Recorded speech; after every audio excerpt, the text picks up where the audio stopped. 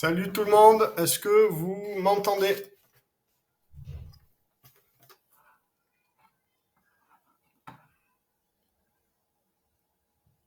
Ok, super. Eh ben parfait. Alors bon, j'espère que tout le monde va bien. Ce soir, bon, petit webinaire, c'est plutôt un retour d'expérience. Je pense que ça sera intéressant pour parler du stage enfin, que j'ai mis en place dernièrement, qui était le premier stage. Donc c'était un peu quelque chose de nouveau, mais qui s'est très très bien passé. Vous aurez le retour d'expérience de certains stagiaires qui étaient présents. Ce stage était ouvert uniquement aux élèves du mentoring, principalement. Et je vous dirai un petit peu pourquoi, et je pense pas que ça changera, ça.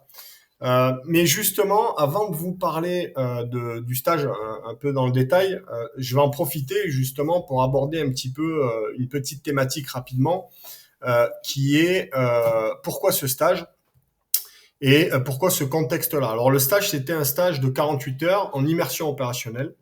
Euh, Pourquoi immersion opérationnelle? Tout simplement pour se plonger un petit peu dans le milieu FS ou milieu conventionnel, mission, hein.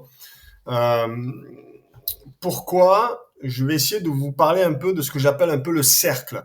Le cercle, c'est comment ça se passe dans ce type d'unité au quotidien. Quand vous êtes dans une équipe opérationnelle, le quotidien, il est fait de certaines façons. C'est une certaine routine, mais c'est quelque chose qui est d'une certaine façon obligatoire, auquel on ne peut pas passer à côté. Cette routine, c'est quoi? C'est tout d'abord l'entraînement. L'entraînement, c'est quelque chose de quotidien. L'entraînement individuel, l'entraînement en équipe. Individuel, ça va être la prépa physique, ça va être travailler sur les points sur lesquels vous avez des difficultés, sur le plan théorique, sur du plan technique ou autre. Essayer de s'enrichir, de performer, d'être toujours au top de sa forme et dans les meilleures conditions. Ça, c'est important parce qu'une fois que vous êtes avec votre équipe, bien entendu, vous savez très bien que quand vous êtes projeté en mission, l'erreur d'une personne peut mettre une équipe au tas ou peut faire échouer la mission. Donc, on se doit d'être opérationnel et pour être opérationnel, il faut s'entraîner. Mais s'entraîner, encore une fois, c'est individuellement et par équipe. Par équipe, ça veut dire quoi? Ça veut dire que quand on est dans un groupe, euh, que l'objectif, et on y viendra après, ce sont des missions, euh, il y a donc des procédures. Alors, qu'est-ce que c'est que des procédures? Les procédures, c'est ce qui va permettre de réaliser la mission dans les meilleures conditions. Euh, c'est très important. Comment on va mettre en place des procédures? Alors, ces procédures, elles vont être mises en place en rapport avec le type de mission. En fait, si vous voulez, vous allez, quand je parlais de préparation individuelle et collective, vous avez des stages. On vous envoie en stage. Vous avez une formation. Même quand la formation est terminée, on est régulièrement, assez régulièrement en stage pour s'enrichir et pour être à jour de ce qui se fait, pour être à jour dans des domaines un peu spécifiques parfois. Et les stages, généralement, sont individuels. On n'y va pas en équipe, on y va individuellement dans des thèmes bien spécifiques. Euh, Ce qu'on va voir dans ces stages, c'est parfois un peu large. Et le stage, il n'est pas fait pour une personne, il est fait pour un groupe de personnes qui doit travailler sur une thématique bien précise. Quand on va créer des procédures, on prend en compte le type de mission, le type d'emploi. On va aller chercher dans tous ceux qui ont fait des stages, qu'est-ce qui est important dans tel ou tel stage. Je peux avoir fait par exemple 10 stages, et dans ces 10 stages, on va dire que c'est une globalité. Dans les procédures de mon équipe, il va y avoir 20% de ce stage-là, 50% de ce stage-là, 10% de ce stage-là, parce qu'il y a des stages qui ont une grosse importance dans ce que je vais faire avec mon équipe et d'autres qui ont une importance un peu moindre. Donc ça va nous donner des procédures. Ces procédures, elles vont être répétées, répétées, répétées. Ce qu'on va dire, on va dire que ces procédures vont être drillées. Le drill, c'est une répétition en permanence de manière à acquérir des savoir-faire de manière ensuite à les retransmettre sans forcément réfléchir. C'est quelque chose qui doit être automatique, il doit devenir automatique. Ça permet quoi? Ça permet en cas de situation et de cas non conformes de pouvoir se concentrer sur le non conforme. Encore une fois, si je ne maîtrise pas mes procédures et que je suis face à un cas non conforme, eh bien, ça va être problématique. Parce que déjà, si je maîtrise pas ce que je fais, ce que je dois faire à la base, et que je dois me concentrer sur un problème qui n'était pas prévu, ça va être tout de suite catastrophique. Ça peut être catastrophique. Donc les procédures dans un groupe, c'est très important et c'est quelque chose qui est travaillé très régulièrement en équipe parce que les missions se font pratiquement jamais en solo, c'est toujours en équipe. Donc il y a ce travail d'entraînement où on retrouve, je répète, l'entraînement individuel, l'entraînement collectif et surtout le travail des procédures. On retrouve les stages et donc ça c'est redondant, l'entraînement, les stages, etc. Ça, c'est une première partie de ce cercle. La deuxième partie, c'est bien évidemment le repos. Le repos, le repos, il est important. Le repos, il est important parce qu'on n'est pas des robots. On a tous une famille. On a besoin de se reposer, de voir autre chose, de tourner un petit peu la page, etc. Donc le repos, c'est quelque chose qu'il faut citer parce que c'est quelque chose qui est important et qui est présent. Ensuite, on a la mission. Donc là, c'est le point clé, le point important, c'est la mission. Puisque tout ce qu'on fait au quotidien, c'est pour la mission, c'est pour réussir la mission, puisque contrairement à dans beaucoup de milieux, je pense, où l'objectif, c'est bien évidemment la réussite que l'on va aller chercher, auquel on peut se permettre parfois l'échec, eh bien dans ce milieu-là, on peut se permettre l'échec et on s'impose des fois des canons conformes pour se retrouver en échec à l'entraînement, mais pas en mission. En mission, on ne doit pas aller chercher l'échec, on doit tout faire pour éviter l'échec. L'échec est formateur, on s'enrichit des échecs, etc., bien évidemment. Mais par contre, le but, c'est de tout faire pour que la mission, l'échec ne soit pas présent. Malheureusement, parfois, il est présent. C'est la vie, c'est comme ça, mais on doit faire en sorte qu'il soit présent le moins possible. Et pour ça, il faut s'entraîner, se mettre en situation d'échec de par des cas non conformes imposés, de manière à apprendre de ces échecs, se relever, s'enrichir, etc. et réussir lors de sa mission. Donc ça, c'est un petit peu le quotidien opérationnel. Entraînement, repos, mission. Entraînement, repos, mission. C'est un quotidien. Maintenant, pour parler un peu plus en détail de la mission, qui va faire où on fera un rapprochement justement avec le stage qu'on a fait dernièrement. Ces missions, comment se déroule une mission en règle générale? Eh bien, c'est toujours un petit peu pareil. Il n'y a pas de cas différents. Une mission, c'est un briefing. Voilà, il y a une mission, il y a un briefing qui est effectué où on va nous poser le contexte de la mission, qu'est-ce qui se passe, à quel endroit, pourquoi. Voilà, on doit connaître souvent sous un cadre géopolitique ou autre, mais c'est quelque chose qui est important puisque sans briefing, il n'y a pas de mission. Donc, il y a un briefing qui est fait sur la mission qui doit être réalisée. Ça peut être fait en amont, ça peut être fait en crash parfois. Donc, c'est pour ça que l'aspect théorique dans les formations, quand vous intégrez ce milieu-là, il est important. On vous fait pas apprendre des choses, on vous impose pas du théorique, etc.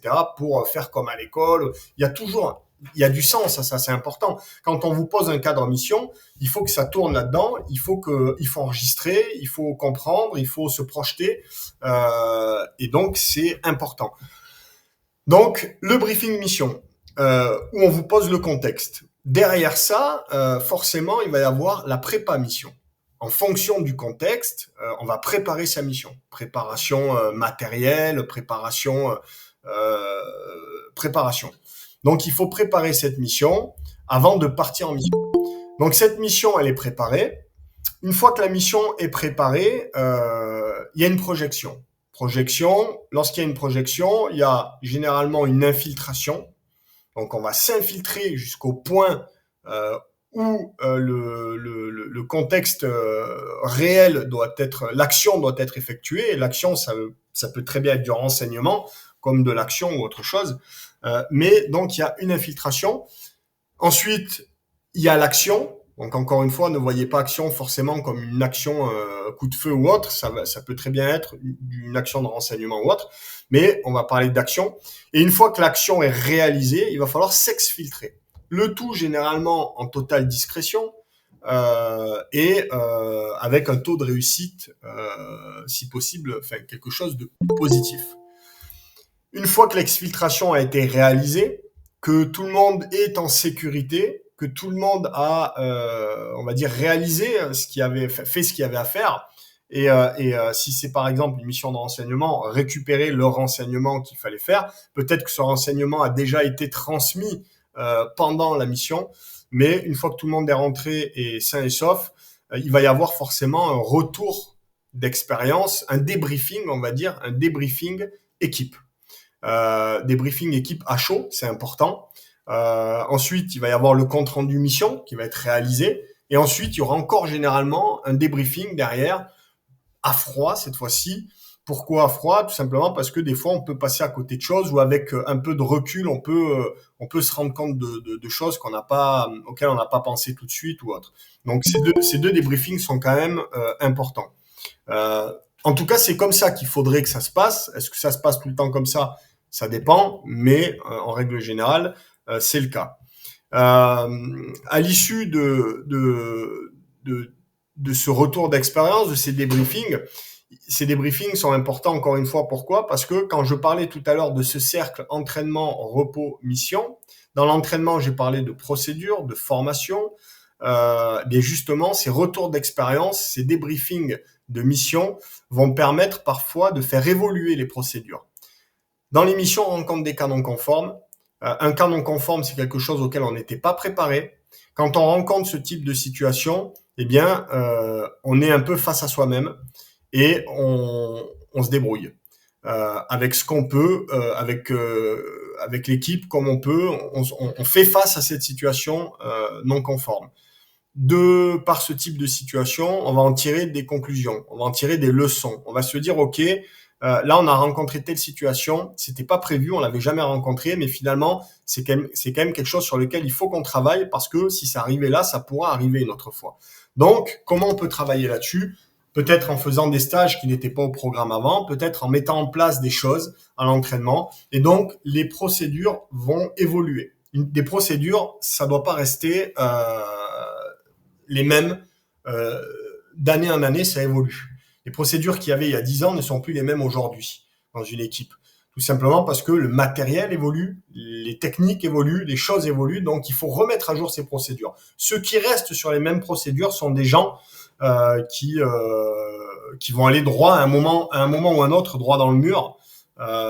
C'est des gens qui n'ont pas forcément envie de se remettre en question, c'est des gens qui vivent sur le passé, etc. Il y en a, mais il faut éviter. Il ne faut pas avoir peur de se remettre en question, d'accepter d'être pas très bon dans un domaine et donc travailler dessus, etc.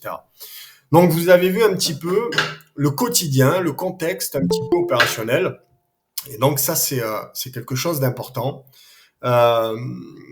C'est pour ça que ce stage, j'ai voulu tendre à ce qu'il soit un petit peu en lien avec ce type de mission. Bien évidemment, ça ne pouvait pas être un stage similaire à ce qu'on peut faire en mission, tout simplement parce que on n'a pas le matériel nécessaire pour le faire, on n'a pas les accréditations, il manque beaucoup de choses. On fait avec les moyens du bord, mais je pense qu'avec les moyens du bord, on peut faire quand même des choses intéressantes.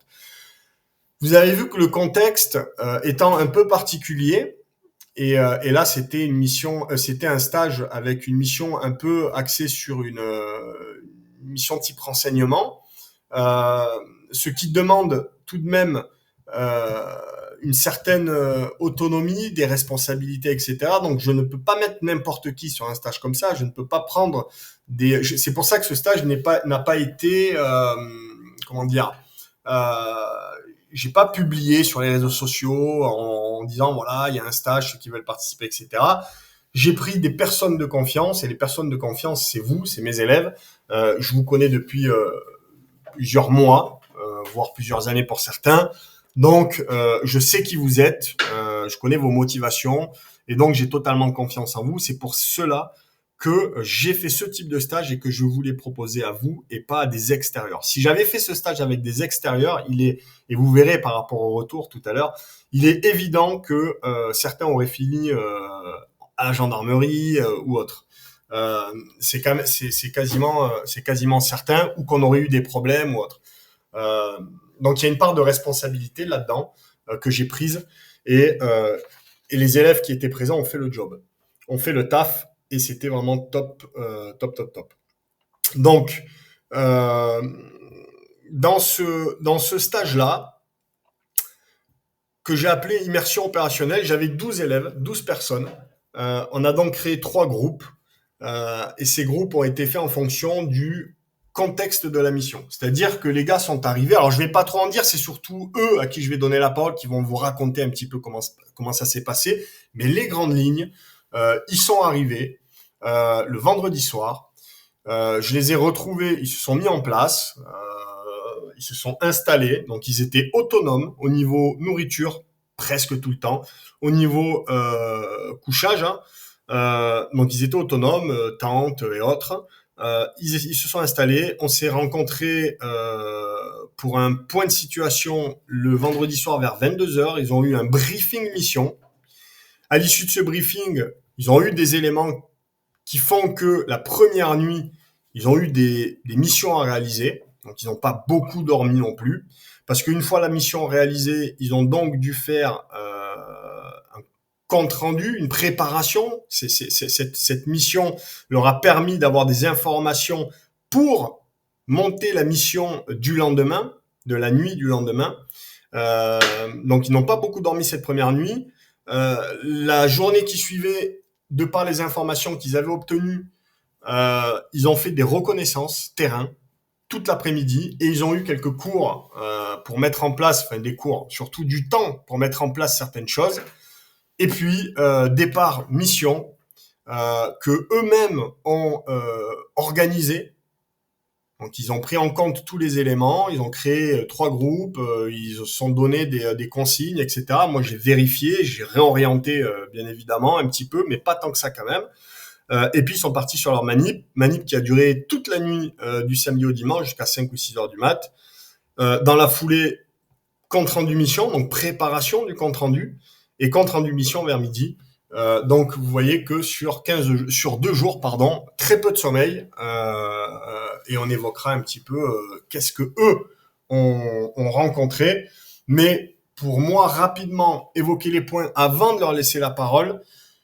Le sommeil, donc manque de sommeil forcément, de la discrétion dans la mission, puisque c'était une mission d'enseignement, donc discrétion, et vous allez voir quand ils vont vous raconter un petit peu, il y a quelques anecdotes je pense, que la discrétion c'était vraiment quelque chose de sérieux pour le coup, parce que il y a des sentinelles entre parenthèses, mais il y a aussi surtout des vraies personnes qui sont pas impliquées dans le stage et quand vous passez dans la propriété de quelqu'un qui a 8 chiens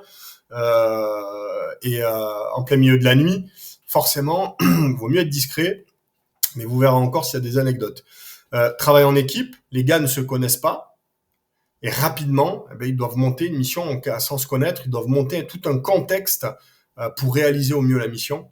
Du travail de réflexion et d'analyse de situation, de reconnaissance, donc ça, indispensable, important. Donc on fait travailler la tête beaucoup sur ce type de stage pour le coup. Hein, c'est pas juste un stage cohésion où on suit un itinéraire et puis on fait ce qu'on vous demande, puisque c'est vous stagiaires qui mettez en place un petit peu toute la manip qui en tout cas qui devait être on va dire sur le bon chemin. Sinon ça peut être vite compliqué, ça mène à rien. Des cas non conformes que les stagiaires ont rencontrés. Le côté physique, puisque ça a marché pas mal quand même. La topo, puisque il y avait de la topo, hein, beaucoup de topo. Il fallait pas se tromper. Hein, il fallait trouver les bons itinéraires. Et donc beaucoup de topo, infiltration, exfiltration, etc. Donc beaucoup de marches. De la rusticité, puisque il y avait de fortes températures à la journée. La nuit, les gars étaient mouillés pratiquement toute la nuit. sur la mission sur la grosse partie. Donc beaucoup de marches, etc. Donc forcément, il faut faire face à la fatigue, il faut faire face à la chaleur la journée, il faut marcher mouillé pendant longtemps. Il y a un peu de rusticité, de l'autonomie, puisque là, franchement, moi, je gérais à distance. Hein. Quand je dis à distance, ça veut dire que j'étais pas avec les gars de A à Z. J'avais un contact radio avec eux, des points de situation, des points de géologue régulièrement. Je contrôlais tout à distance et donc ils étaient complètement autonomes et responsables. Et puis, bien évidemment, de la cohésion, puisque les gars, je pense qu'il y a une forte cohésion qui s'est créée très rapidement et, euh, et vraiment, on a passé un bon moment et c'était même difficile de se quitter. On aurait bien passé encore un peu plus de temps ensemble, mais c'est passé vite et puis voilà. Donc voilà un peu pour vous poser le cadre. Maintenant, ce que je vais faire, c'est que je sais pas combien sont présents. Je sais que quelques-uns là sont présents, hein. Mais je vais vous laisser la parole les uns après les autres. Et je vais vous demander, mais je vous le dirai au fur et à mesure, de parler déjà dans un premier temps de votre ressenti général sur ce stage. Ensuite, vous pourrez amener des anecdotes, s'il y en a, si vous en avez. Parler un petit peu du côté difficulté, s'il y en a eu, à quel niveau, etc. Est-ce qu'il y a eu des canons conformes? Vous avez rencontré des canons conformes ou pas? Et est-ce que ça a été enrichissant? Et sur quoi ça a été pour vous enrichissant? Donc, bien évidemment, moi, je vais vous le demander au fur et à mesure. On va commencer par le ressenti général, puis ensuite, je vous dirai, je vous demande pas de retenir ce que je viens de dire, mais sauf si vous l'avez noté. Mais voilà, donc là, j'ai rien demandé à personne. Enfin, j'ai pas demandé de préparer quelque chose. Hein. J'aurais pu. Bon, c'est pas nécessaire. Hein. C'est tout aussi bien de dire les choses comme ça. Donc je vous laisse la parole. Qui était présent, qui veut prendre la parole dans un Moi, premier j'étais temps? présent, Guillaume, Ouais, je veux bien commencer aussi. Mais à moi, sauf si Jordi ou Augustin, je crois qu'ils sont là aussi, ils veulent parler en premier. ouais, Clément, tu vas parler en premier, ça va le faire. Allez, Ok, écoute, ça moi je marche. coupe je coupe ma vidéo, je coupe mon micro et puis je te laisse parler Ok, du ressenti général et ensuite je te dirai au fur et à ok, pas mesure de souci. s'il y a des trucs. La Parfait. parole est à toi. Alors, bah, déjà, bonsoir à tous. Donc, moi, c'est Clément, 24 ans. Mon projet, c'est de rentrer au CPIS. Du coup, je suis avec Rémi, pardon, avec Guillaume depuis un peu plus de 7 mois. Donc, tout se passe très bien au niveau de la programmation. Donc, j'ai suivi ce stage. Moi, ce que j'en retiens, c'est vraiment que du positif. C'était physiquement, on peut pas dire que c'était facile, c'était éprouvant, mais c'était pas non plus difficile parce que la préparation qu'on suit avec Guillaume, je pense qu'elle nous prépare assez bien ce genre de truc. Puis si on a envie de faire ce genre de métier, il va falloir apprendre à aimer ce genre d'effort parce que c'est ce qui va constituer notre quotidien par la suite. Moi, ce stage, il a vraiment confirmé du coup ma volonté de faire ce métier parce que en fait, même si on s'est retrouvé dans des plans un peu merdiques à 2 heures du matin, mouillé, trempé comme pas possible, en fait, il n'y a aucun moment où je me suis dit qu'est-ce que je fous là, quoi. J'étais à tout moment, chaque moment, j'étais en train de kiffer, j'étais avec les collègues, donc c'était trop bien. On se connaissait pas, mais en fait, en quelques heures, ça a suffi pour qu'il y ait un lien qui se construise parce qu'on s'est retrouvés dans la merde ensemble, parce qu'on a tous un peu les mêmes ambitions, même si c'est pas pour tous les mêmes unités, mais on partage les mêmes valeurs, les mêmes problématiques pendant la préparation, les mêmes problématiques après qu'on va rentrer en mission. J'ai trouvé ça du coup super enrichissant de pouvoir échanger un petit peu sur tous nos différents projets, de pouvoir discuter aussi avec toi, Guillaume. Moi, tu m'as beaucoup aidé aussi sur mon projet pro, parce que de discuter avec toi quand on a fait le samedi soir justement le barbecue, on en parlera après, mais tu m'as beaucoup orienté sur mon projet pro, c'était vraiment cool. Euh, à côté de ça, moi, ce que j'ai beaucoup aimé, c'est que du coup, tu en avais déjà parlé dans un ancien webinaire, mais c'est que de rencontrer des gens comme ça fait que on se crée un petit peu des partenaires des partenaires de responsabilité. C'est-à-dire que même si dans nos programmations, un peu tous, on est un peu tous tout seul, par exemple, moi j'ai déjà fait plusieurs fois le 4x4 x 48. Quand à 4 heures du matin, je me retrouve à aller courir tout seul, lesté, des fois je me dis vraiment qu'est-ce que je suis en train de foutre, quoi, pourquoi je fais ça de ma vie. Et en fait, d'avoir ce genre de contact et ce genre de personnes avec qui on partage les mêmes galères, même si on n'est même si on n'est pas tous présents physiquement ensemble, mais on peut s'envoyer des messages, etc. On partage les mêmes galères, donc on se tient au courant de nos avancées dans nos projets, on se motive entre nous. C'était vraiment bien pour ça. Donc voilà, mon ressenti global sur le stage, vraiment, c'est que du positif. Tout était trop bien. Ok, nickel. Est-ce que pendant ce stage, il y a des choses que tu as trouvées peut-être un peu difficiles ou pas? Alors oui, mais c'était, on va dire, volontaire de ma part.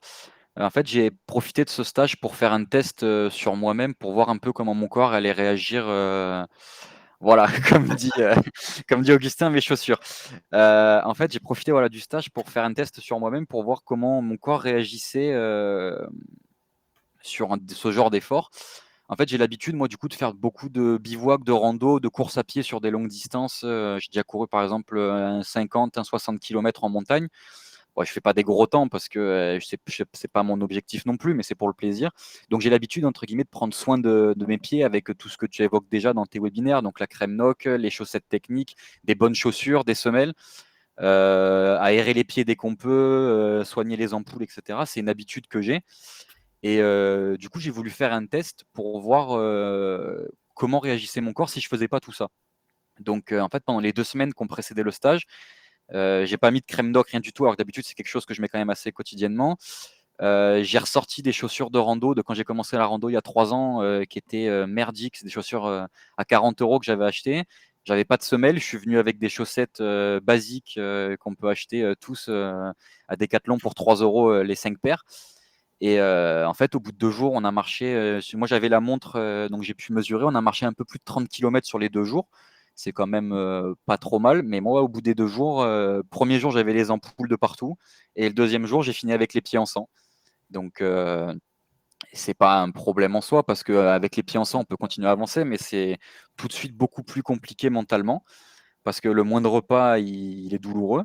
Et en fait, le but de ce test, c'était déjà pour voir comment allait réagir mon corps quand j'en prends pas soin. Et en fait, c'était surtout parce que je me suis fait la réflexion en stage, notamment quand on va être sur la partie vraiment difficile avec quelques heures de sommeil sur une semaine entière, par exemple, les moindres minutes de répit, on pourrait les utiliser pour dormir. Ça serait entre guillemets, une bonne idée, ce serait de se reposer. Sauf que il y a aussi le fait de prendre soin de ses pieds qui prend du temps. Et je voulais savoir à quel point ça valait le coup de perdre entre guillemets 10 minutes pour prendre ses pieds, enfin pour prendre soin de ses pieds plutôt que prendre 10 minutes pour dormir. Et en fait, après en ayant fait ce test, pour moi, il y a vraiment aucune hésitation, quoi. Je préfère perdre 10 minutes de sommeil, quitte à pas dormir si on a que 10 minutes de répit, mais au moins aérer mes pieds, les mettre au sec, traiter mes ampoules, etc. Acheter, avant d'aller au stage, acheter des bonnes chaussettes, des bonnes semelles parce que si on part au bout de 2 jours, j'ai les pieds comme ça. Si on part pour 3 semaines de stage, si dès au bout du deuxième jour j'ai les pieds en sang, le stage il va être tout de suite très compliqué. Donc il y a un risque d'abandon parce que mentalement tout de suite on se rajoute une difficulté. Ça veut dire qu'on va forcer sur le mental, puis on peut abîmer ses pieds. Et puis moi, dans mon cas, en plus, on en parlera après, mais on a eu pas mal d'anecdotes. On a fini dans l'eau pas mal de fois. Moi, j'étais le leader du groupe Extraction, donc c'est moi qui ai ouvert le chemin du début à la fin. Je me suis retrouvé dans la vase jusqu'à la taille. C'était pas très fun. Mais du coup, forcément, avec les pieds en sang et les pieds dans la vase, ben, j'ai eu des infections là que je suis encore en train de me traîner. J'en ai une petite dernière là que je suis en train de traiter. Et donc, j'ai eu la chance du coup d'avoir du repos derrière parce que je suis rentré chez moi, j'ai adapté un peu mes programmations. Je pouvais pas courir les premiers jours, donc j'ai fait du vélo, etc. Mais quand on est en stage, si on a ce genre de problème, donc les pieds en sang plus une infection derrière, on n'a pas le luxe de pouvoir prendre quelques jours, voire une semaine de repos pour se remettre de ses pieds, quoi. Quand on a une infection, c'est prendre le risque derrière d'aller, d'être mis échec par le médecin du stage et qui nous disent abandon pour problème de santé, quoi. Donc pour moi, c'est un conseil que je vous donnerais, c'est vraiment prendre soin de ses pieds, même quitte à perdre du sommeil, parce que il vaut mieux, je pense, perdre 10 minutes de sommeil, mais avoir les pieds en bonne santé et que subir pendant des jours et des jours après, juste parce qu'on a préféré dormir, quoi. Ouais, eh ben écoute, c'est super intéressant ce que tu dis pour plein de raisons différentes. Déjà, ça fait rebondir sur les différents webinaires que j'ai pu faire où je parle beaucoup de prendre soin de ses pieds. Donc vous en voyez l'importance. Vous avez pu parler avec un de vos camarades, avec Pierre Romain, qui lui a eu déjà cette première expérience et qui dans son retour dit clairement, les gars, il faut marcher, marcher, marcher, marcher, parce que clairement c'est un point de difficulté auquel il faut faire face. Donc ça fait remettre tout de suite les choses dans le contexte. Hein, quand je parle de mentoring et que le mentoring, eh ben, c'est la prépa physique, c'est la prépa mentale, c'est des sujets parmi des webinaires qui sont importants qu'il faut évoquer, contrairement à un simple coaching ou un simple entraînement en se disant mon but c'est d'être une machine physiquement et puis après derrière ça va le faire. On voit tout de suite, on se rend compte tout de suite que on a beau être champion du monde de tout ce qu'on veut, on peut vite se retrouver dans la difficulté si on n'a pas toutes ces petites choses en tête et qu'on ne les maîtrise pas. Ça, c'est la première chose. Ensuite, la deuxième chose, c'est, comme je le disais tout à l'heure sur quand j'évoquais la routine opérationnelle, ce fameux cercle, entraînement, repos, mission, dans la partie entraînement, j'évoquais des cas non conformes, de se mettre en échec volontairement, de se faire mettre en échec volontairement pour pouvoir, enfin en situation difficile volontairement pour se retrouver peut-être en échec et en tirer des leçons. Eh bien, ce que tu as fait, c'est un peu ça. Et c'est ce que moi j'ai fait aussi auparavant. M'imposer une marche de 100 km avec du matériel complètement enfin sans matériel en fait, hein, avec des chaussures bidons, avec, enfin voilà, pour me retrouver en difficulté, sans trop savoir à quel moment et à quel stade. Résultat des courses, au bout de 20 km, j'ai des ampoules de partout, j'ai super mal aux pieds, mais je peux pas faire de retour en arrière et je vais jusqu'au bout de mon objectif d'une traite puisque j'avais pas voilà, j'ai dormi un petit peu, je me suis arrêté pour dormir un petit peu, mais j'en avais déjà parlé, je pense, dans un webinaire. C'était plutôt un 100 km pour me mettre dans la difficulté. Alors, je m'y suis retrouvé dans la difficulté, et c'est là où moi, j'ai appris vraiment, et même pas, je l'ai pas appris ça de par ma carrière, de par des missions hautes, je l'ai appris sur cet exercice-là, la douleur, à faire face à la douleur. Ou au bout de 20 km, dès que vous posez le pied par terre, c'est un peu un enfer, ça fait très très mal, et que chaque pas fait vraiment mal, et que vous vous dites il en reste encore des milliers puisqu'il me reste encore 80 km à faire, et que vous le faites, vous avancez, et plus vous avancez, plus vous avez mal, mais vous allez jusqu'au bout. Donc là, on apprend à avancer avec la douleur. Ensuite, on apprend à soigner ces douleurs-là. On se rend compte de la vitesse auquel les pieds peuvent se remettre, mais on prend conscience aussi que quand on est en mission, si ça arrive, si on n'est pas préparé, si on se retrouve dans cette situation-là, ça peut vite devenir l'enfer. Et comme tu l'as dit, cette situation-là peut vite devenir l'enfer si jamais vous n'êtes pas préparé, si ça vous arrive, et malheureusement, ça vous arrivera même préparé. Ça c'est évident, hein, parce qu'on sait très bien que les pieds c'est important, mais que quoi qu'il arrive, dès qu'ils sont mouillés, on a beau faire tout ce qu'on veut, quand ils sont mouillés et que vous n'avez pas de possibilité, parce qu'on n'est pas en train de faire une rando entre potes, où j'ai les pieds mouillés, attends je change de chaussettes, voilà je fais sécher mes chaussures. Non, ils sont mouillés, ils sont mouillés. Eh bien, à un moment ou un autre, il y aura des frottements, il y aura des ampoules, il y aura des pieds peut-être en sang. C'est quasiment certain pour tout le monde. Et donc, il faudra faire face à ça. Parce que derrière, sur la manip, sur la formation, on vous dira pas, bon, c'est pas grave, repose-toi 48 heures. Non, tu continues ou t'arrêtes. C'est toi qui décides.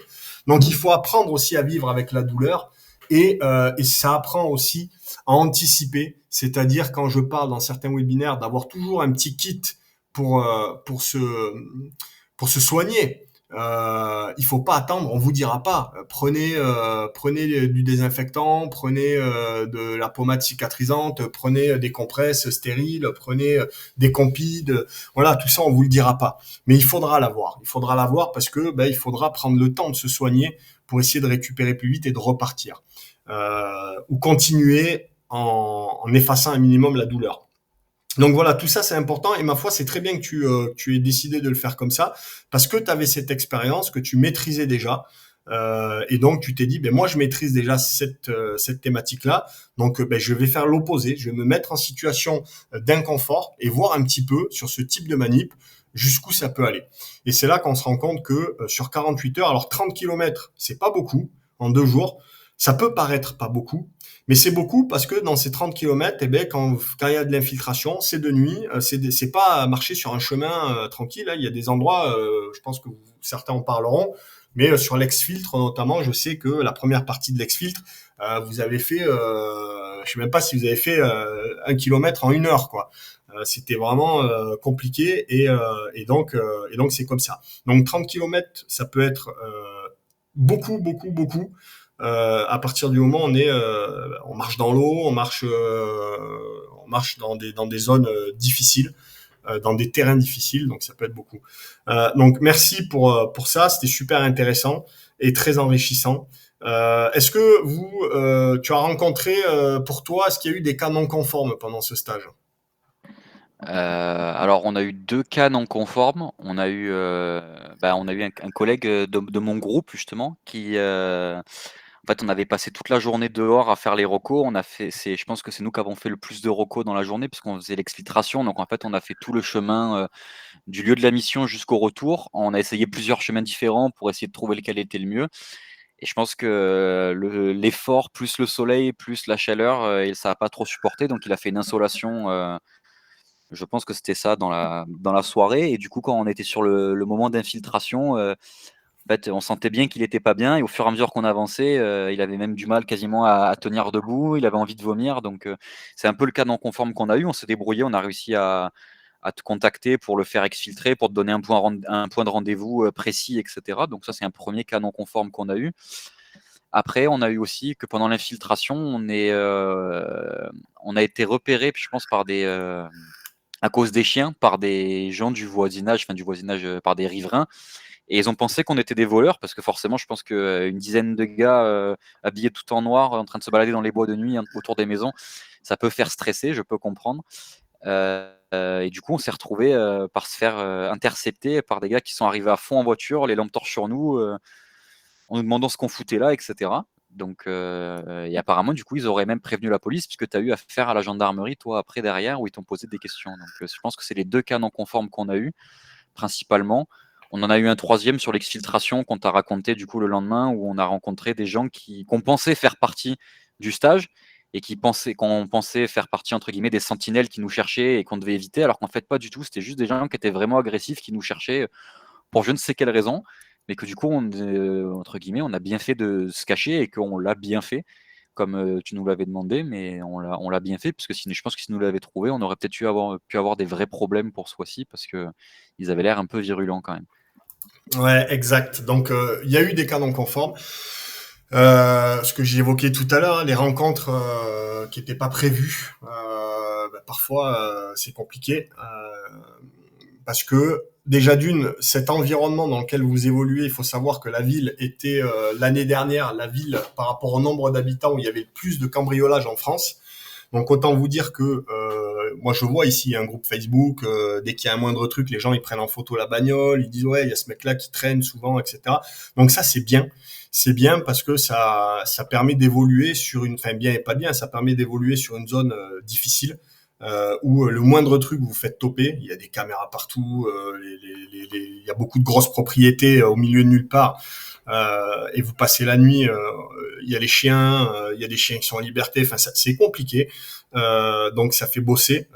Maintenant, encore une fois, hein, vous n'êtes pas formé et puis on n'a pas le matériel, on va dire adéquate pour vraiment on peut pas attendre de vous quelque chose de parfait. Forcément il y a des situations où ça devient un peu compliqué, surtout avec le temps qu'il y a, le temps qui est prévu pour préparer, pour faire les recos, etc.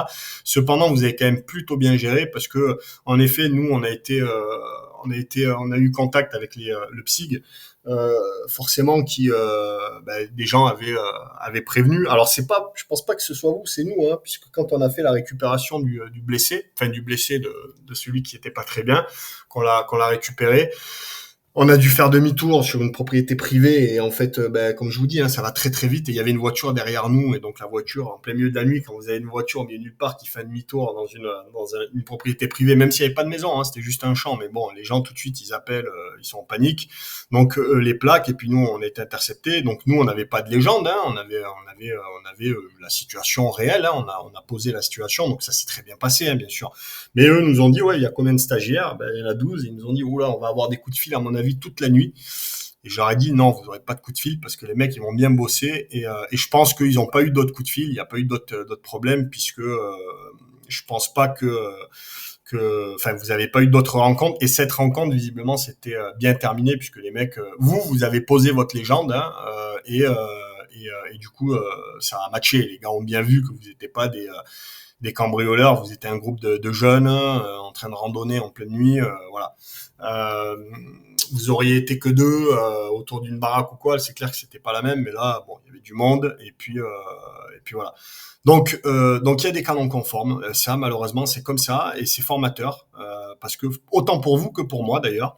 Donc ça c'est intéressant. Le canon conforme aussi, ce qui est important, et ça c'est plutôt pour moi, c'est d'avoir mis en place donc ce système de communication via une application où vous pouvez faire communiquer comme si vous aviez des trans entre vous, créer des groupes, communiquer entre vous, communiquer avec tout le monde et poser des points de géoloc dans la seconde. Ce qui a été très utile, là, par exemple, pour récupérer le blessé, entre parenthèses, très rapidement sur un point bien précis. Dernière question, mais je pense que tu as répondu dans l'ensemble. Je crois que tu as répondu. Est-ce que ça a été enrichissant pour toi et peut-être pourquoi? Alors dans l'ensemble, oui, ça a été super enrichissant pour moi, je dirais, pour 2 principales raisons.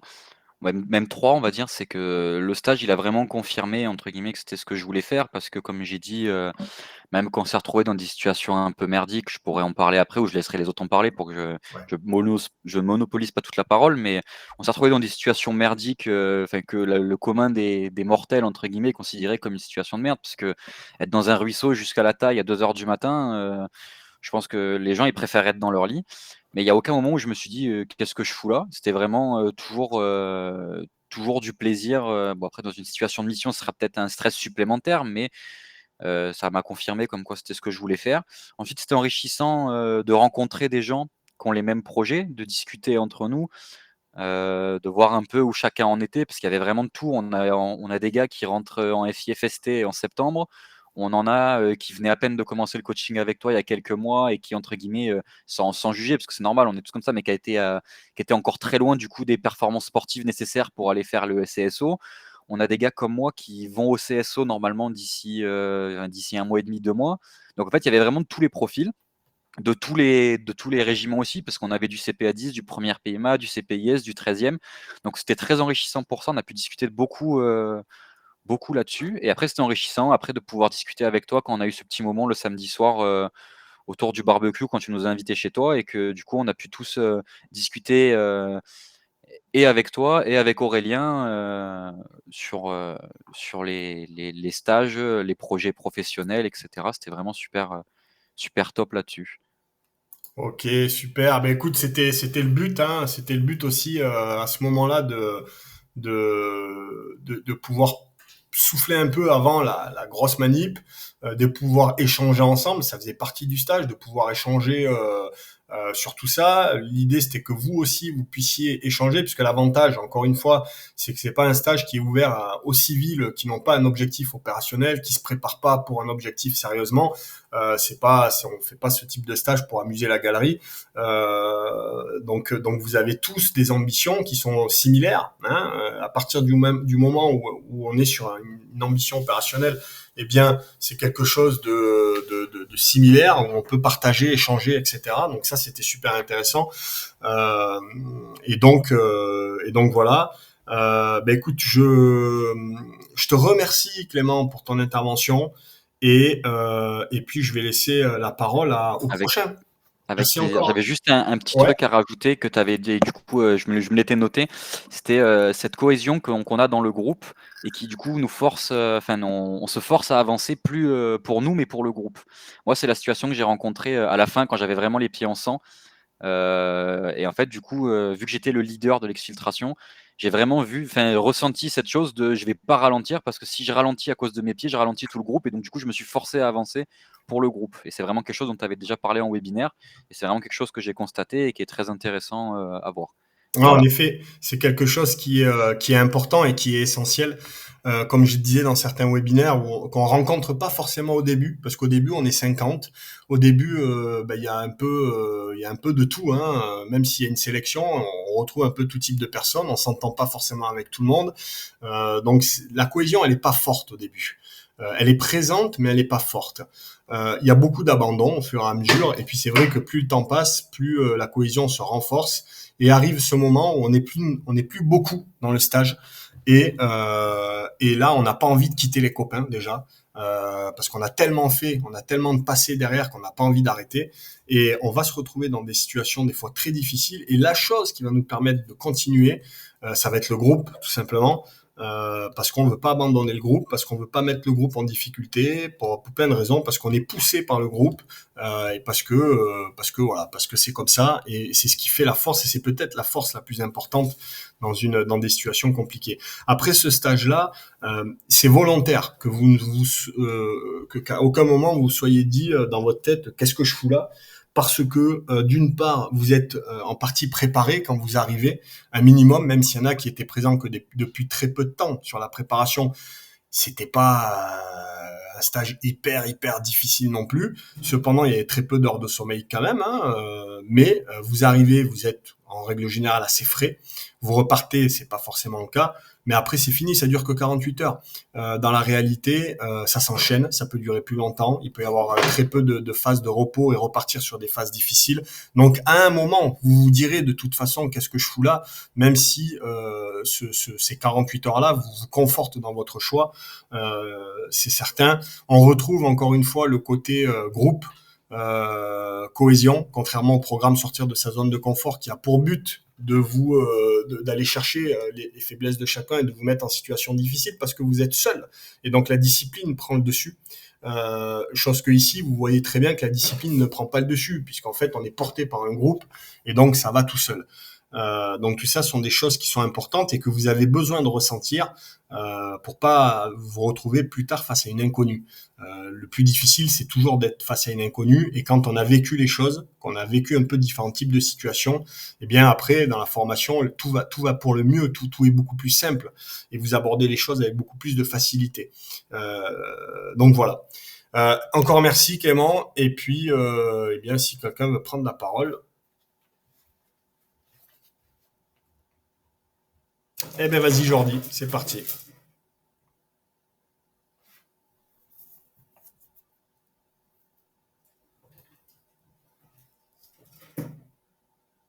Peut-être enlever le micro, si tu vois le petit micro en bas là, désactiver le micro.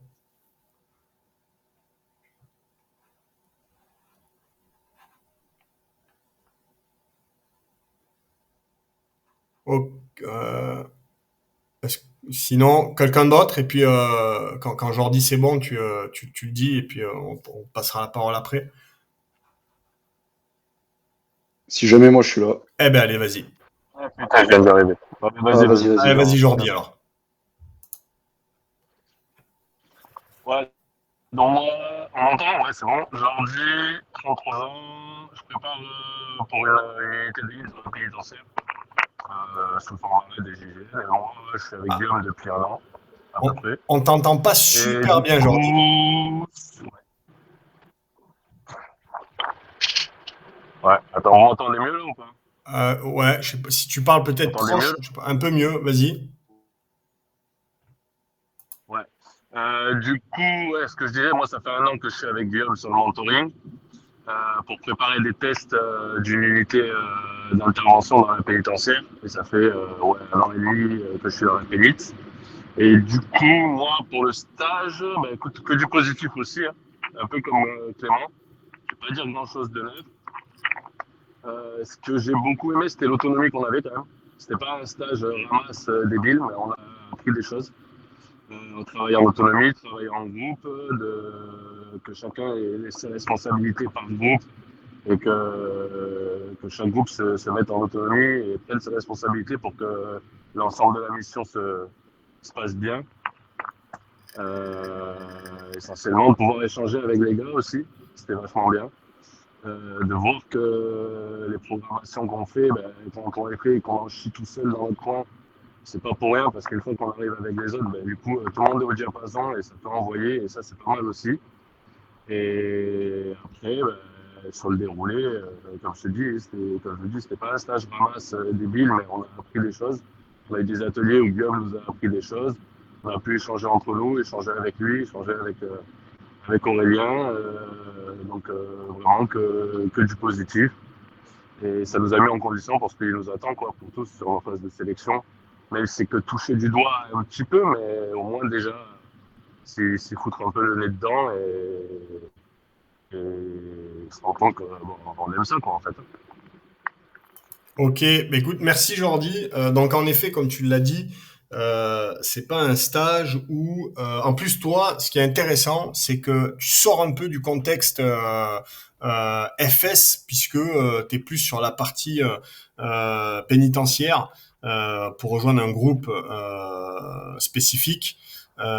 Et donc, c'est pas forcément le même cursus que beaucoup d'entre vous qui rejoignez une unité FS avec ce fameux cursus CSO, agrément FS, PMPFS, etc.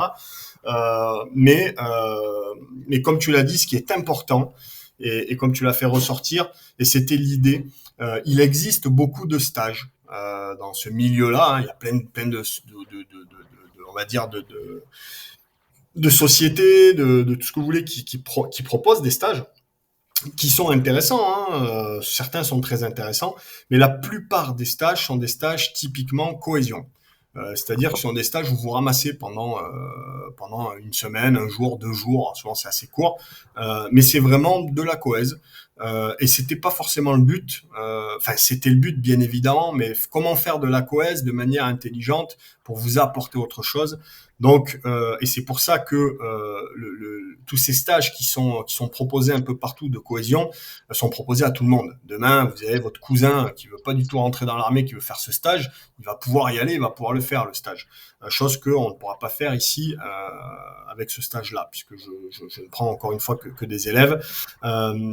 Et tout simplement, ben, vous l'avez bien compris et bien vu pourquoi je prenais que des élèves, parce que j'ai besoin d'avoir des gens de confiance et qui ont un objectif très spécifique, parce que vous êtes, comme tu l'as dit, en autonomie.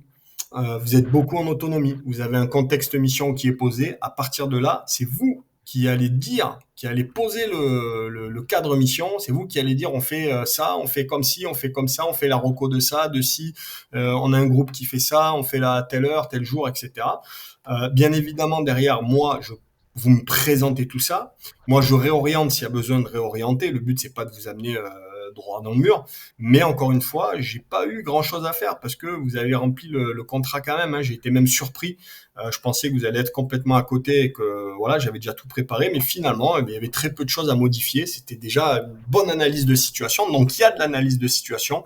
Il y a un côté autonomie, faire travailler la tête et puis cohésion, bien évidemment. Donc, ce que je trouve très intéressant, moi en tout cas, sur ce stage-là, et c'était pour ça que je voulais le faire, c'est que c'est un stage où on vous met dans un contexte où pendant 2 jours, c'est je galère un peu, je m'adapte aux autres, je m'adapte à l'environnement, je fais face à la fatigue, je réfléchis, j'analyse et je suis en situation un peu parfois de stress, de réel, voilà, d'attention, etc. Et ça c'est super bien passé. Et donc le fait d'avoir des profils différents, c'est aussi très intéressant. Écoute, je vais pas trop poser toutes les mêmes questions. Hein. Je vais vous demander, voilà, hein, ce que vous dites, ce que vous avez envie de dire. Donc, je te remercie, Jordi. Un grand merci à toi.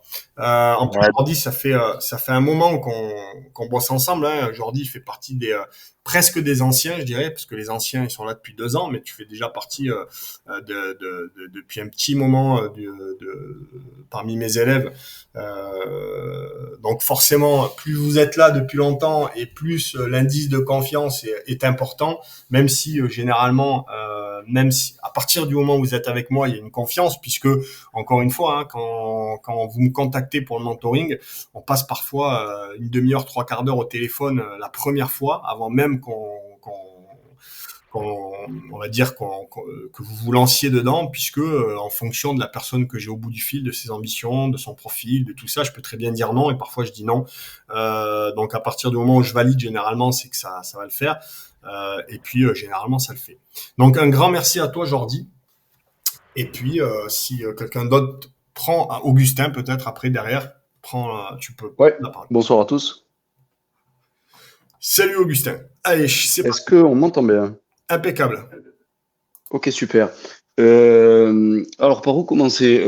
Merci déjà à Clément et Jordi d'avoir ouvert la marche. Clément a bien présenté le gros du truc, donc je ne vais pas forcément trop revenir là-dessus. J'attaque peut-être, Guillaume, tu disais par ce que j'ai trouvé le plus enrichissant ou ce genre de choses? Ouais, tu peux, ouais, ton ressenti général, ce que tu as trouvé enrichissant, qu'est-ce que ça a pu t'apporter, est-ce qu'il y a des choses, enfin voilà, je sais pas Ok, ce que tu sens. ok, ça marche. Je vais retrouver déjà un peu ce qu'on dit Clément et Jordan, parce que moi, pareil, j'ai pas vu de point négatif. J'ai vraiment trouvé le stage enrichissant dans son ensemble. Pour moi, ça a été aussi une bonne pause et un bon regain de motivation parce qu'on touche un peu du doigt ce qu'on aspire en un certain sens. Et d'avoir cette phase de cohésion et d'effort en groupe, ça change pas mal de l'effort individuel et du progrès un peu dans son coin, même si c'est nécessaire. Ça fait toujours du bien pour la motivation d'avoir un peu cette bouffée d'air à plusieurs. Niveau difficulté, pour moi, j'ai envie de dire que ça a été. Je pense que j'ai pas trop mal géré le sommeil. Niveau marche, j'étais pas dans les groupes qui ont le plus bougé, donc ça allait. Moi, j'ai fait taxi, je suis allé chercher pas mal de monde en voiture, donc pour les pieds, pas trop de problème. C'était hyper intéressant. Je m'étais pas trop posé en amont la question de comment on prépare une mission ou quoi. Mais au final, tout le monde s'est un peu basé sur la connaissance qu'il pouvait apporter personnellement. Et à l'équipe de 12 qu'on a été, ouais, ça l'a bien fait. Avec les petites corrections de Guillaume, on était bien dans les clous. Et donc, c'était vraiment super sympa. Qu'est-ce que j'ai d'autre à dire? Ouais, désolé, j'ai pas trop préparé Non, mais le truc. t'inquiète pas. Est-ce qu'il y a eu toi, les canons conformes, c'est similaire un peu à ce qui a été dit par Clément, ou il y a eu des choses, je crois qu'il y a eu que ça en canon conforme, hein. En canon confort, moi, je vois pas plus que ce que Clément avait déjà annoncé. Ouais, les chiens, toutes les trois maisons qui ont gueulé. Une ou deux voitures qu'on a croisées peut-être où on savait pas si c'était dans le cadre du stage ou pas. Du coup, il y a eu des petits pics d'adrénaline où on s'est mis à courir un peu pour fuir. C'était assez marrant, mais sinon, en canon conforme, pas forcément. Après, je m'attendais, enfin, comment dire, j'avais pas trop forcément d'attente en termes de comment ça allait se dérouler. Ouais, ben Je laissais un peu la place à la surprise. ouais, ben écoutez, moi, ce que je peux dire en tout cas, c'est que pendant toute cette manip, il y avait des phases c'est une manip où, genre, on va pas rentrer dans le détail de ce que vous avez fait, mais il y a eu des moments où vous étiez tout près de l'objectif sur lequel vous devez renseigner à quelques mètres parfois.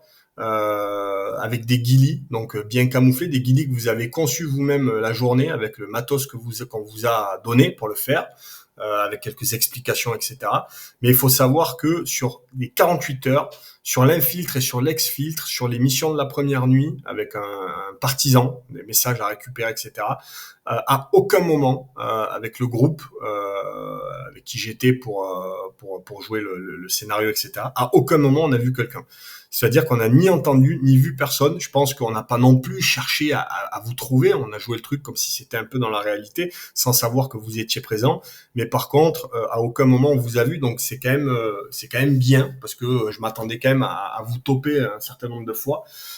Et puis le but, bien évidemment, hein, c'est que vous savez pas qui est dans le scénario ou pas. Donc une bagnole qui passe, elle est dans le scénario forcément. Donc il faut pas qu'elle vous voie. Des personnes sont là, faut pas qu'elles vous voient, etc.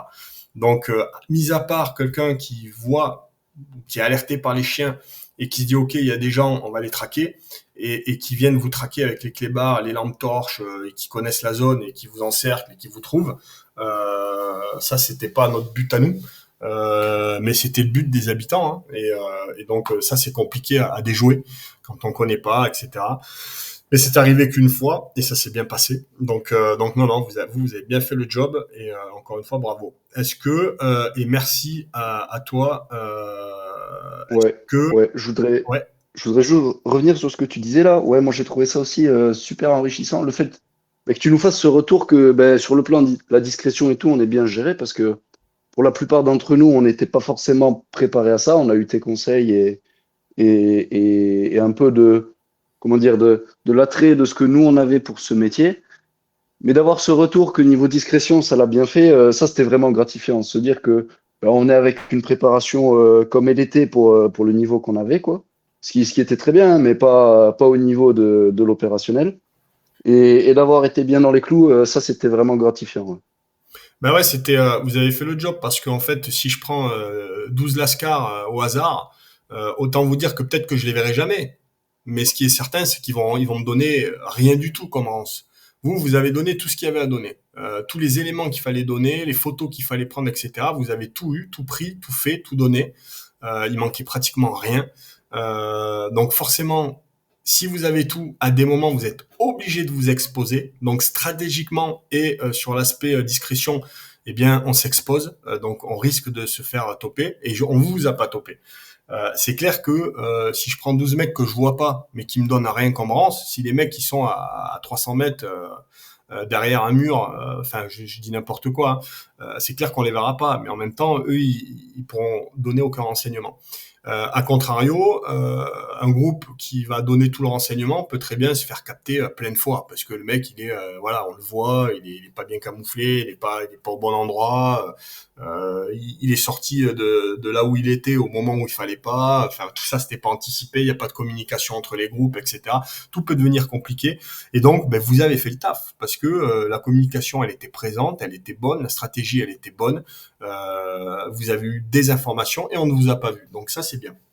Donc voilà, tout simplement. C'est pas pour vous faire plaisir, hein, c'est la réalité. Et je dis pas que si on refait ce stage, ça se passera aussi bien. Peut-être pas. J'espère que oui, mais peut-être pas. Mieux, j'en doute, puisque je vois pas trop comment ça pourrait mieux se passer. Si, ça pourrait mieux se passer si à aucun moment les mecs se font toper par personne. Soit il y a un coup de chance parce que ce jour-là, ils sont pas fait toper. Soit ils ont été un peu plus loin dans la démarche de se dire ok là il y a une habitation dans les recos la journée, se dire là il y a une habitation, il y a des chiens, il faut qu'on contourne au maximum, on peut contourner par là, alors ça fait plus long, c'est plus galère, etc. Mais au moins on est presque sûr de pas se faire capter. Mais je crois qu'il y a quand même des passages. Encore une fois, vous n'étiez pas dans une zone, même si la zone elle était très large, hein, mais vous n'étiez pas dans une zone où vous êtes dans la verte, où vous pouvez, si vous voulez, à aucun moment croiser d'habitation ou autre. Il y a quand même une zone où il y a quand même pas mal d'habitations. Il y a des passages obligés. On n'a pas d'autre choix que de passer à travers des maisons, pas loin des maisons, parce que voilà, hein, c'est la situation géographique qui fait que. Donc vous en êtes quand même très bien sorti. Ok, eh ben écoute, merci à toi. Je sais pas si certains, il y a Kevin, je crois, je sais pas s'il y en a d'autres encore. Mais Kevin, si tu veux prendre la parole, eh ben c'est parti.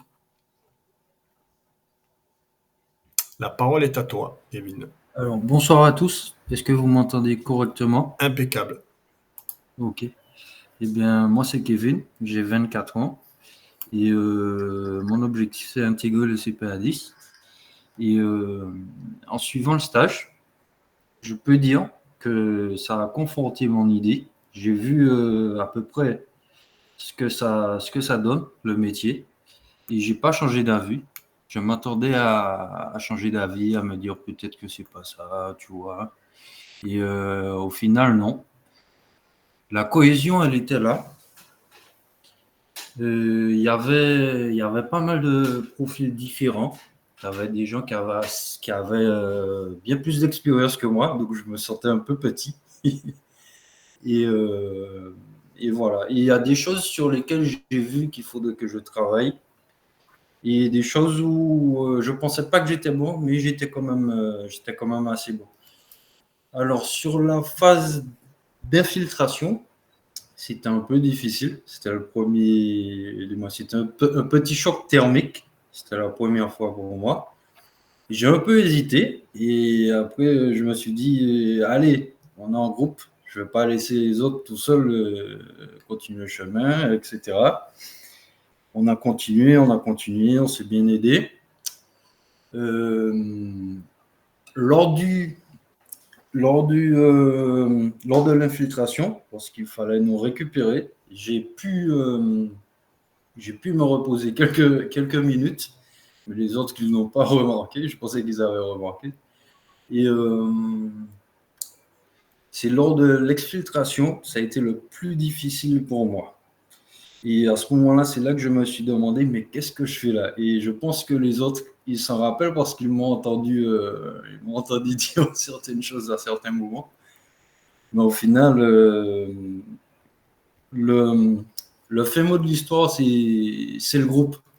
C'est le groupe qui fait avancer. Et voilà. Ok, bah écoute, c'est intéressant aussi parce que toi, Kevin, ça fait pas très longtemps que tu es sur le mentoring. Voilà. 4 mois bientôt. Ouais, 4 mois. Et du coup, c'était plus difficile pour toi. C'était vraiment une grosse inconnue pour toi, tant sur le plan physique que le reste. Mais pour le coup, comme tu le dis, bah toi, tu t'es retrouvé en situation un peu plus difficile dans des situations plus difficiles que certains. Tout à fait. À te poser cette fameuse question, qu'est-ce que je fous là? Que tout le monde se posera, hein, ça c'est certain, à un moment ou à un autre dans sa formation. Je le dis tout le temps, hein, mais c'est vrai. Et ce qui est intéressant, c'est que tu t'es rapidement rendu compte que le groupe était important, que le groupe permettait de continuer et d'avancer. Et si tu t'en es rendu compte, c'est aussi parce qu'il y avait sûrement une bonne cohésion dans ce groupe. Quel que soit le niveau de chacun, vous étiez là entre vous, les uns pour les autres, et donc du coup vous avez avancé ensemble. Donc ça c'est intéressant. Encore une fois, c'était pas forcément si facile que ça parce que encore une fois, il n'y avait pas beaucoup de sommeil et puis l'exfiltration elle a été quand même longue, hein, parce que vous êtes parti. Je sais pas combien d'heures de sommeil vous avez eu sur les 48 heures, mais pas énorme non plus, hein, parce que la première nuit peut-être certains ont dormi un peu plus que d'autres. Il y a eu une phase une mission. Derrière, il fallait traiter les informations, donc il y a eu du travail théorique à faire derrière. On n'endort pas forcément. Donc la nuit a été quand même peut-être un peu courte, surtout que ça a commencé à 1h du matin, je crois. Donc vous n'avez pas dormi avant, vous n'avez pas beaucoup dormi. Et puis la journée qui suivait, vous étiez actif toute la journée. Et puis vous êtes parti, je crois, sur les coups de peut-être 22 heures, je crois. Et vous êtes rentré peut-être sur les coups de 5 heures, où là vous avez été actif tout le temps, très peu de phases d'observation, de repos, et en tout cas toujours sur le qui-vive, et puis une exfiltration qui a été assez longue parce que terrain difficile au début, et puis quand même quelques bornes. Donc ouais, voilà, c'est entre 5 et 7-8 heures de sommeil sur les 2 jours, donc c'est pas énorme, hein. Vous aurez, c'est un peu ce que vous retrouvez. Alors ça, c'est ce qu'on retrouve sur un stage co sur 5 jours. Avec un jour et demi où on vous lâche parfois pour si vous faites le moniteur commando par exemple de mes souvenirs, c'est pendant un mois. Vous avez 5 ou 6 jours, je crois que vous finissez le samedi midi, du lundi au samedi midi, c'est 2 heures, 3 heures de sommeil par nuit, 2 heures, voilà, à peu près 2 heures, pendant 6 jours d'affilée, une journée, une nuit de récup, et puis vous recommencez, et ça pendant un mois. Donc déjà, ça peut aussi vous donner une idée de la difficulté que vous pouvez rencontrer sur cet aspect sommeil. Hein, vous voyez dans quel état vous êtes au bout de 2 jours. Eh ben, imaginez pendant un mois comme ça, avec de temps en temps juste un peu plus de récup. Après, ce qu'il faut comprendre aussi, c'est que le corps s'adapte. Hein, le plus difficile, souvent, c'est au début. Et arrive à un moment où, en fait, quand on dort 3h30, par exemple, on a l'impression d'avoir fait une nuit de sommeil avec une grasse mat, quoi. Comme ça fait des semaines et des semaines qu'on dort 2 heures. Et en fait, dès qu'on a 1 heure de plus, psychologiquement, on a l'impression que c'est le top du top, quoi. Donc voilà, il faut pas non plus s'inquiéter, mais ça vous permet de découvrir et de vous mettre en condition intelligemment, je pense. Donc voilà, donc c'est intéressant. Ça permet de se projeter un petit peu. Et voilà. Eh bien, écoute, merci Kevin. Je crois qu'on a fait le tour. Il reste quelqu'un d'autre peut-être? Je me permets juste 2 Ouais. secondes de rebondir sur ce qu'a dit Kevin. Après, Rémi, désolé, je te coupe la parole.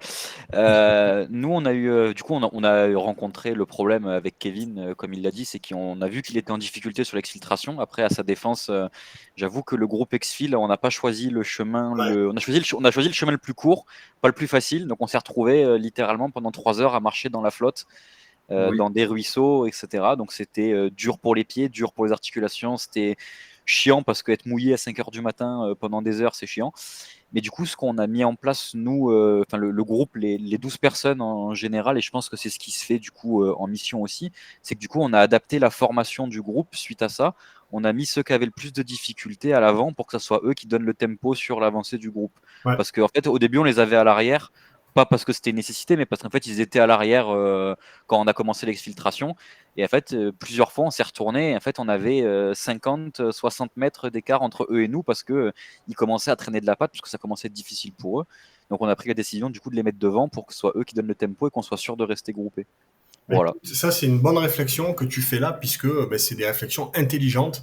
C'est des choses qui se font, qui se mettent en place, que vous, naturellement, vous devez découvrir pendant la formation. Et vous verrez que très rapidement, que ce soit pendant les footings du matin ou des trucs comme ça, ceux qui sont en difficulté, eh bien, ils passent devant, on va les chercher, on retourne les chercher, etc. en permanence, parce qu'on est un groupe et on laisse pas, c'est pas parce que certains sont en difficulté, c'est pas une course, c'est pas une compétition. Le but, c'est de commencer, de terminer ensemble. Donc là, vous vous êtes fait cette réflexion qui est juste et qui est bonne et qui renforce le groupe. Et donc, c'est très intéressant et merci d'avoir partagé ce retour-là. Rémi, si tu veux prendre la parole, eh ben, elle est à toi. Oui, bonjour Guillaume, bonjour tout le monde. Est-ce que vous m'entendez bien? Impeccable. Ok. Moi c'est Rémi, j'ai 21 ans, ça fait à peu près un peu plus de 3 mois que je suis dans la formation avec Guillaume. Je suis un petit nouveau et puis j'ai pour objectif d'intégrer le 13e RDP. Et donc, ouais, il y a beaucoup de choses qui ont été dites. Je suis vraiment d'accord avec tout ce qu'ont dit Clément, Jordi, Augustin et Kevin. Très pertinent. Je me retrouve vraiment dans ce qu'ils ont dit. Mais moi, j'ai ressenti aussi, si je devrais rajouter quelque chose, en fait, je suis vraiment nouveau dans ce milieu. Moi, le monde militaire, c'est vraiment nouveau pour moi. Là, ça fait quelques mois à peine que je me suis lancé dedans et je connais vraiment rien. Et donc j'étais vraiment, ça m'a vraiment fait beaucoup de bien ce stage parce que c'est venu confirmer plein de choses dans ma tête. Je me posais beaucoup de questions parce que voilà, j'avais pas forcément du monde avec qui parler. Moi, ma famille, elle est pas du tout militaire, j'ai pas du tout baigné là-dedans. Et donc là, le fait d'être avec des gens qui ont à peu près tous les mêmes objectifs, les mêmes ambitions. Il y avait des gars qui avaient de l'expérience militaire déjà. Il y a trois personnes qui allaient intégrer la FIFST, qui en plus visaient le 13e RDP, donc j'ai beaucoup discuté avec eux, c'était super intéressant. Il y avait Pierre Romain qu'on a vu au barbecue, pareil, qui avait fait 4 mois, il me semble, au 13e à la FI. Donc c'était vraiment super, c'était le gros plus et ce qui me manquait, je pense, jusqu'à maintenant pour vraiment confirmer que c'est ce dans quoi je voulais me lancer. Donc j'imagine que je suis pas le seul dans ce cas et qu'il y a d'autres personnes qui se posent ici beaucoup de questions, qui sont un peu nouveaux dans ce milieu. Et donc voilà, ce que je pourrais vous conseiller, en tout cas, si vraiment vous avez si vous posez des questions et que vous voulez quand même tenter quelque chose, c'est d'essayer de faire un stage comme ça parce que moi, ça m'a fait beaucoup de bien en tout cas. Voilà, ensuite, moi, les difficultés que j'ai rencontrées, c'était surtout dans le fait de m'adapter un peu au rythme en fait du groupe, parce qu'il y a tout le monde qui était qui avait déjà bien l'esprit militaire et c'est vrai que tout ce qui était notamment les prises de décision, je trouvais que dans ce qu'on faisait, dans la mise en situation qu'on faisait, elles étaient quand même compliquées à prendre et moi j'avais un peu de mal là-dessus. Donc après, je me suis plus reposé sur les autres. Après, on faisait aussi beaucoup de discussions de groupe, etc. Il y a eu beaucoup d'échanges et ça aussi, c'est quelque chose de cool. Mais maintenant, voilà, moi, j'étais pas le plus à l'aise, je pense, dans le côté réflexion, parce qu'il y avait énormément de moments. Là, on a beaucoup parlé de l'activité physique, mais il y avait énormément de moments où il fallait beaucoup réfléchir, prendre des décisions, se demander où aller, par où passer, à quelle heure, quel bonhomme on mettait à cet emplacement. Enfin, il y avait beaucoup de décisions à prendre. Et donc, ça, c'était un gros point où moi, j'aurais voulu plus être calé, on va dire, là-dessus, parce que c'était vraiment c'était le cœur de l'expérience opérationnelle, je pense, au-delà de l'aspect physique, bien sûr. Ensuite, en difficulté, si on parle plutôt de la mission en elle-même, ouais, on a rencontré énormément de chiens, et ça, c'est vrai que je sais pas, malgré le fait qu'on soit passé par des endroits quand même, comme l'a dit Clément, là, on est passé dans un ruisseau, on a essayé de trouver des chemins qui étaient le plus éloignés possible des habitations, et malgré ça, on a dû se faire repérer par vraiment une vingtaine de chiens, entre l'infiltration, l'exfiltration et tout ça. Alors qu'on était dans la nuit avec les frontales rouges, on essayait pas trop faire de bruit, mais voilà, ça c'était difficile d'un point de vue mission. Et puis dans les canons conformes qu'on avait rencontrés, alors je sais pas si ça compte en canon conforme, mais on a eu aussi pendant l'infiltration, on a eu un tout petit moment où on a eu une petite perte d'itinéraire. En fait, le leader de l'infiltration, je sais pas, il avait dû se planter un moment. Enfin, tout le groupe infiltration, hein, bien sûr, tout le monde est. Enfin, je dis pas que c'est que lui qui est responsable, pas du tout. Mais on a eu une petite perte d'itinéraire et on était dans la forêt de nuit. C'était pas du tout comme ce qu'ils avaient repéré. Je pense ils ont un peu tous perdu leur repère, donc c'était un peu plus galère. Donc on a dû faire un petit détour. Au final, on a retrouvé le chemin, donc il avait bien géré à ce niveau-là. On avait bien pu revenir sur le chemin de base. Quoi d'autre? Oui, aussi, ce qui m'a beaucoup plu, moi, un peu paradoxalement, c'est dans l'aspect rustique du stage, parce que voilà, ils l'ont dit, les autres, on était mouillés, on a beaucoup marché, pas beaucoup dormi, même si on a bien mangé avec le barbecue, mais c'était quand même dans l'ensemble plutôt dur.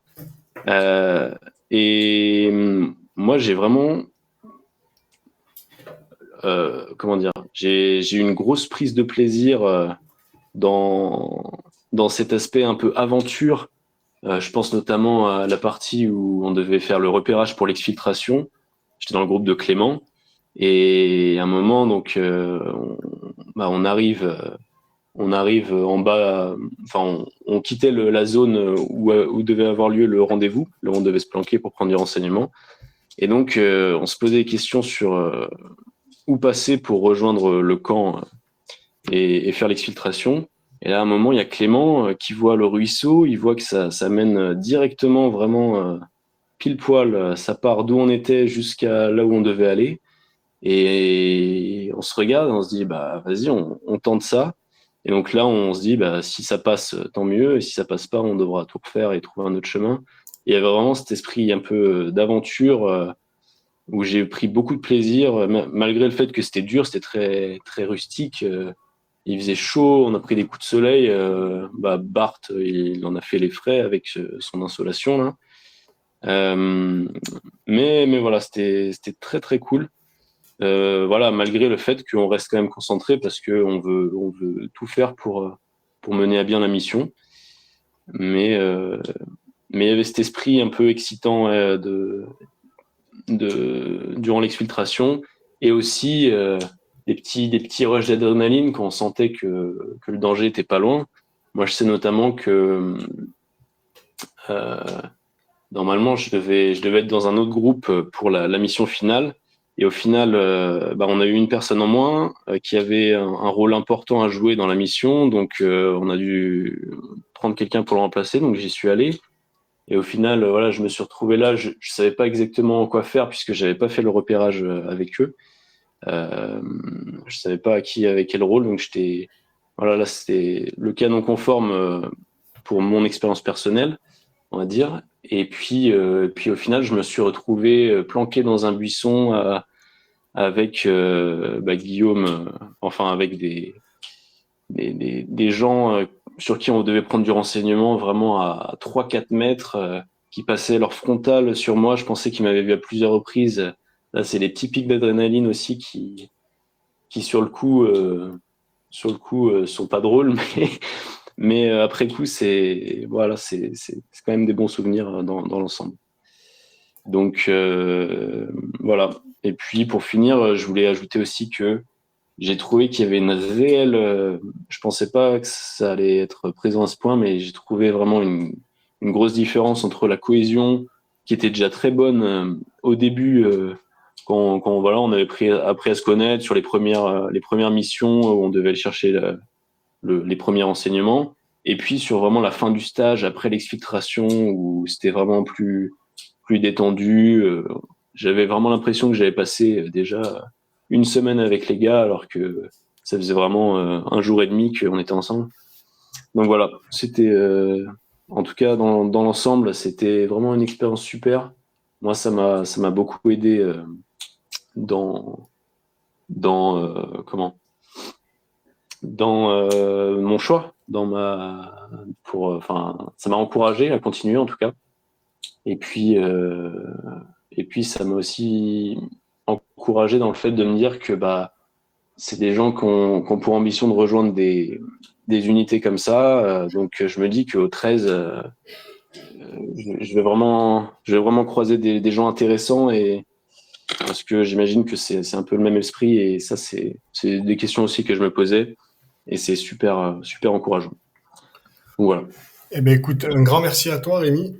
Alors plusieurs choses, hein. La première, comme tu disais, toi, c'était un peu une grosse inconnue pour toi tout ça. Et ben justement, ça te permet de la rendre moins importante cette inconnue, puisque pour beaucoup qui sont dans ta situation, il y en a beaucoup, hein, qui sont comme toi. Moi, je l'ai été, hein, dans mes débuts. Eh bien, on arrive avec cette inconnue qui reste grande. On découvre sur le tas. Toi, ça te permet un petit peu de te plonger dedans un peu avant, de voir et de confirmer certaines choses, de prendre tes marques, etc. Et tout ça, c'est très intéressant. Ensuite, bien évidemment, hein, quand tu disais oui, quand on était posté à 4 mètres, 5 mètres de la cible sur laquelle on devait renseigner, dans la réalité, c'est pas ça. Hein. Dans la réalité, on s'expose pas autant. Mais encore une fois, il faut bien prendre en compte que le but, c'est de vous plonger un peu dans un contexte opérationnel avec des choses que vous ne ferez peut-être jamais dans le réel, et des choses que vous ferez, et des choses que, tout simplement parce que on n'a pas le matériel. Hein, on n'a pas le matériel adéquat pour être posé à X mètres et faire du rance. Enfin voilà, il y a plein de choses qu'on n'a pas. Et donc vous faites, voilà, c'est vraiment histoire de se plonger dans une ambiance avec des prises de risques qui sont peut-être plus importantes que dans la réalité parfois. Et voilà, il y a Maxime qui me demandait, ah non, c'est Adrien qui disait par rapport aux procédures, par rapport aux chiens. Comment on fait pour pas se faire repérer? En fait, il n'y a pas vraiment de secret. Le chien, il vous renifle, le chien, il vous entend. On n'est pas égal avec ces animaux sur ces points-là. Donc en fait, là par exemple sur la reco, encore une fois, il y a des moments où c'est compliqué. Quand vous vous retrouvez face à un chien, ou même si vous vous retrouvez pas face à lui et que vous avez détecté, vous savez qu'il y en a un à tel endroit sur les recos, il va falloir contourner très large pour qu'on ne vous sente pas, pour qu'on ne vous entende pas et qu'on ne vous voit pas. Mais parfois c'est impossible, et parfois c'est une inconnue. Et quand on parle d'inconnu et de canon conforme, le chien est un canon conforme bien souvent. Sauf si vous savez que quand vous faites une reco, si vous avez la chance de faire une reco, vous savez qu'à tel endroit il y a une maison avec 3 chiens dehors, ce qui était le cas sur l'infiltre au début, par exemple, eh bien là, vous pouvez faire le choix de passer sans faire de bruit et vous dites peut-être qu'ils vont pas nous capter, mais il y a peu de chance. Ou alors vous dire, tant pis, on va perdre du temps, mais on va contourner bien avant et on ressortira bien après derrière, si on a la possibilité de le faire, si le terrain le permet, s'il n'y a pas d'autres maisons à côté, etc. Et là, forcément, vous allez les éviter. Mais il n'y a pas de truc miracle pour pas se faire capter. Voilà, il n'y a pas solution à tous les problèmes, malheureusement. Sinon, ce serait trop facile. Et puis, voilà, je pense que on a fait le tour. Merci pour tous vos témoignages. Merci Rémi, merci à tous. C'était sympa. Alors pour moi, rapidement quand même. Moi, c'était une première expérience pour moi de faire quelque chose avec un groupe, de rencontrer certains de mes élèves, de pouvoir partager avec vous en présentiel et pas forcément derrière un écran, de pouvoir répondre à vos questions quand vous en avez, de pouvoir vous observer, de pouvoir voilà. Moi, j'ai vécu un week-end vraiment excellent, j'ai adoré. J'aurais pas pensé que ça soit aussi fort en fait, parce que il y avait vraiment un super groupe et c'est là encore une fois où je me suis dit j'ai vraiment des bons gars. J'ai vraiment des bons gars dans le mentoring et ça c'est quelque chose que je maintiens. Il y a de tout dans les armées. Mais encore une fois, quand vous vous présentez à moi, que vous avez vos objectifs, qui sont des objectifs difficiles, que vous êtes avec moi depuis des mois et des mois et des mois, c'est aussi une preuve pour moi de réussite. C'est ce qui confirme le plus de 90-95% de réussite qu'il y a chaque année. Limite, ça se confirme de cette façon-là. Beaucoup ont des objectifs comme les vôtres, mais n'ont pas la discipline, mais ne persévèrent pas, ne sont pas tout le temps déterminés. Il y a les objectifs, il y a beaucoup de choses qui s'effacent. Le fait d'être présent et encore par exemple pour ceux qui sont là ce soir sur le webinaire et qui sont là pour écouter, ça aussi pour moi c'est une preuve de discipline, c'est une preuve de motivation. Alors j'entends qu'il y en a plein qui peuvent pas être là parce qu'on a tous des emplois du temps et c'est pas une obligation, mais en tout cas et ça tout le monde vous le dira, on l'entend, on le verra tout le temps, la discipline, essayer de garder le cap, de rester motivé, même quand on n'a pas trop envie, bien c'est ce que vous faites, c'est ce que vous me prouvez au quotidien et c'est ce qui me prouve à moi que vous allez vers la réussite. On n'a rien sans rien. Encore une fois, j'ai vu des gars arriver il y a 2 ans de ça quand je commençais le mentoring avec un niveau extrêmement bas à qui on disait mais n'imagine même pas faire ce métier-là. Le gars faisait 2 tractions, ne pense même pas faire ça et qui 2 ans plus tard ont réussi leur objectif, ont intégré et ont réussi leur formation 2 ans et demi plus tard. Alors que 2 ans et demi avant, c'était même pas pensable. Mais ces gens-là, ils se sont battus, ils ont rien lâché et ils y sont arrivés. Donc le travail paye. Ça, il y a pas de secret. Tout le monde vous le dira. Vous ne rencontrerez pas un mec qui a réussi, qui a réussi vraiment et qui vous dira. Encore on le voit là avec les JO. Il y a qu'à écouter les sportifs. Par exemple, ne serait-ce que sur les sportifs, quand on écoute les sportifs, les gars, vous les écoutez. Je suis sûr à 100% que il y en a pas un qui va pas évoquer le côté le travail, la détermination, la discipline, je lâche rien. Et si j'ai réussi aujourd'hui, c'est pour ces raisons-là. C'est pareil pour tout le monde. Voilà, je vais pas m'éterniser là-dessus, mais en tout cas, voilà, moi je suis très content de ce week-end, je suis très content de vous, je suis très content de vous avoir rencontré, d'avoir partagé avec vous. J'ai eu que des retours positifs parce que vous avez mon retour, moi j'ai votre retour, mais moi j'ai le retour de la patronne du camping, j'ai eu le retour des gens qui étaient présents chez moi, etc. Et tout le monde m'a dit, tous les gens qui vous ont côtoyé, rencontré de près ou de loin, ont tous dit ouais c'est des super jeunes, ils sont hyper polis, ils sont au top. Donc bravo pour ça, ne changez rien, vous pouvez être fiers de vous. Et puis voilà, et puis continuez comme ça, ne changez rien. Sur ce, eh bien, je vais vous laisser. On va s'arrêter là. Merci encore. Donc là, c'était pas un webinaire qui était sur une thématique bien précise, mais par contre, pour certains, ça vous a apporté parce que les retours d'expérience, vos retours d'expérience, eh bien, c'est toujours enrichissant. quand on entend quelqu'un qui dit voilà, qui confirme que c'est le groupe qui nous permet d'avancer dans la difficulté, c'est un exemple, c'est enrichissant, ça apporte, ça confirme. Quelqu'un l'a fait, quelqu'un l'a vécu, quelqu'un l'a dit, donc ça confirme des choses et c'est enrichissant. Et ça et d'autres choses. Donc merci à tous. Et puis, bien, je vous dis à la prochaine à travers WhatsApp pour tout et n'importe quoi, et à la prochaine pour le prochain webinaire. D'ailleurs, ce qui me fait penser que il y aura un défi 4-4-48. Faut pas que j'oublie.